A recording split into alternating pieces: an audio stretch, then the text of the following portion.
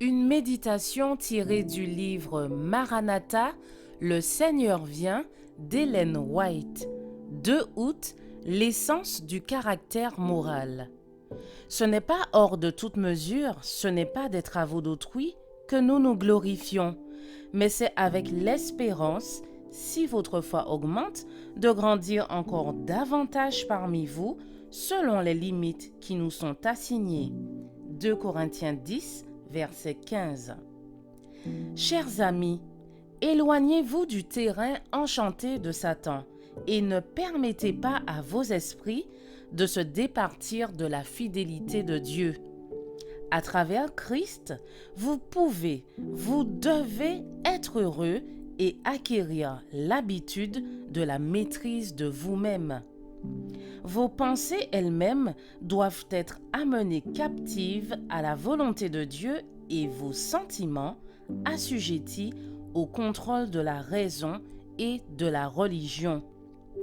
L'imagination ne vous a pas été donnée pour que vous la laissiez courir sans bride, sans aucun effort de retenue et sans discipline.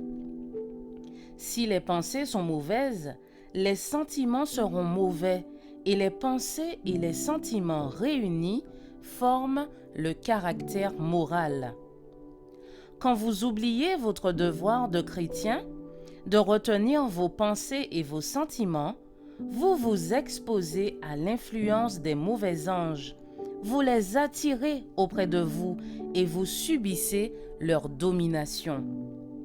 Si cédant à vos impressions, vous cultivez le soupçon, le doute et le murmure, vous serez parmi les plus malheureux des mortels et votre vie sera une faillite.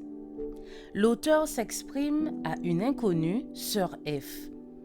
Vous avez une imagination malade et vous déshonorez Dieu en permettant que vos sentiments prennent le contrôle total de votre raison et de votre jugement.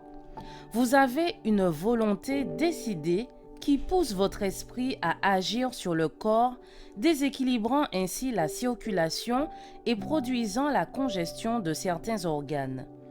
Vous favorisez vos sentiments au détriment de votre santé. Vous commettez une erreur qui, si elle n'est pas corrigée, finira par ruiner votre bonheur personnel.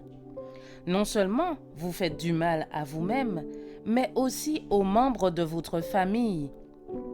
Vous avez laissé votre fort raisonnement forger le contrôle de l'imagination.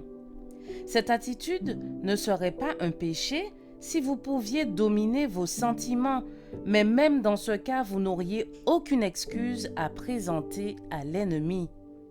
Votre volonté doit être sanctifiée et subjuguée au lieu d'être placée au-dessus de la volonté de Dieu.